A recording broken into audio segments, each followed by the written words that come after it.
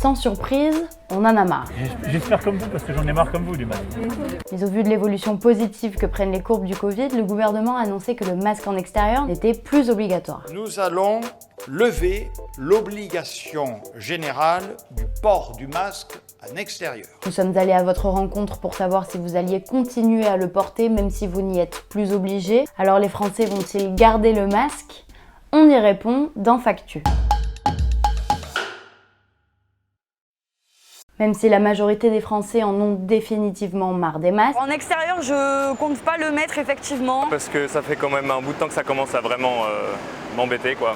Non, je ne continuerai pas à mettre le masque. Certains d'entre nous préféreraient le garder. Je continuerai à porter le masque, mais que dans les endroits fermés. Parce que j'ai remarqué que ces derniers temps, j'ai attrapé beaucoup moins d'angines, beaucoup moins de maladies. D'après la question du jour du Figaro datant du 14 juin, sur 17 000 votants, 75% des personnes sondées étaient déjà favorables à l'abandon du port du masque en extérieur. Et ça tombe bien puisque le 16 juin 2021, Jean Castex annonçait la levée de l'obligation du port du masque en extérieur avec presque 2 semaines d'avance sur le calendrier initial fixé par Emmanuel Macron fin avril. Cette initiative du gouvernement s'explique tout simplement par les chiffres du Covid qui tendent tous à la baisse.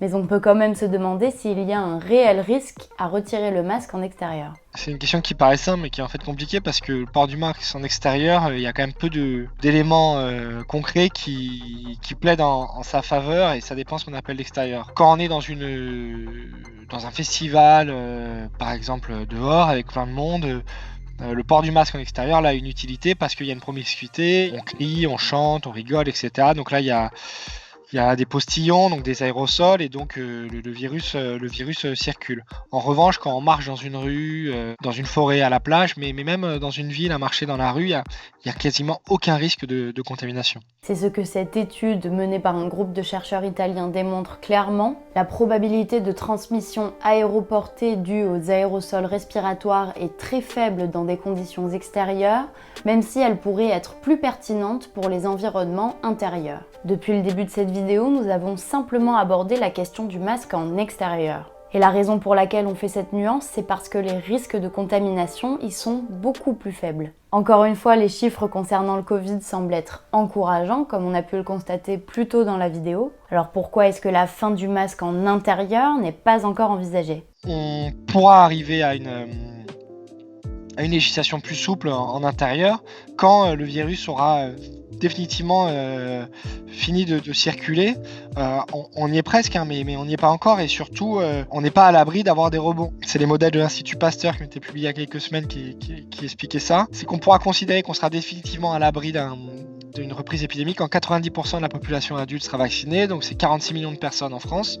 Là, à ce moment-là, peut-être qu'on pourra définitivement abandonner d'un point de vue coercitif le port du masque, et après, est-ce qu'il restera dans les habitudes, ça c'est une question individuelle. Et est-ce qu'on pourrait envisager une fin des masques définitive dans un futur proche? On peut espérer d'y aller encore de manière progressive. On remarque que sur le masque, c'est en fait les préfectures qui ont la main. Il y a des régions, des départements où le virus va définitivement arrêter de circuler avant d'autres.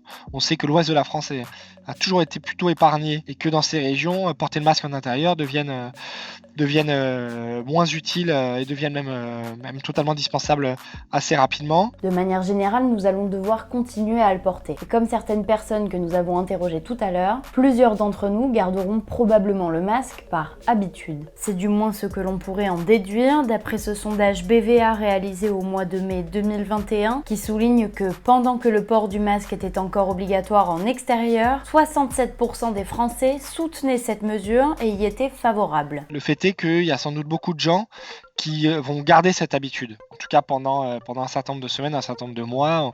C'est quelque chose dont on se rend compte quand on discute autour de nous. Et cette année, parce qu'il y avait des mesures barrières, beaucoup de gens qui avaient l'habitude de tomber malades, d'avoir la grippe, la gastro, l'ont pas eu. Ils ont trouvé ça plutôt agréable. Et ce réflexe de se protéger quand on prend les transports en commun peut pourra s'inscrire dans la durée. Cette habitude du port du masque a d'ailleurs été gardée dans certaines régions d'Asie. C'est qu'en Asie du Sud-Est, il y a beaucoup plus de risques épidémiques parce que le rapport avec les zoonoses, donc les réserves animales de virus, se sont quand même assez dégradées et donc les virus circulent beaucoup. Les sociétés asiatiques ont été beaucoup traumatisées par l'épisode du SARS en 2002-2003. Le port du masque a commencé à faire partie des mœurs suite à l'épidémie de SRAS, qui a débuté en Chine en 2002 avant de se propager vers Singapour et Taïwan l'année suivante. Et aujourd'hui, nous savons que le masque est toujours très utilisé pour protéger de la pollution de ces villes, mais aussi par habitude. Et vous, est-ce que vous allez continuer à garder l'habitude de porter le masque ? Dites-le nous en commentaire.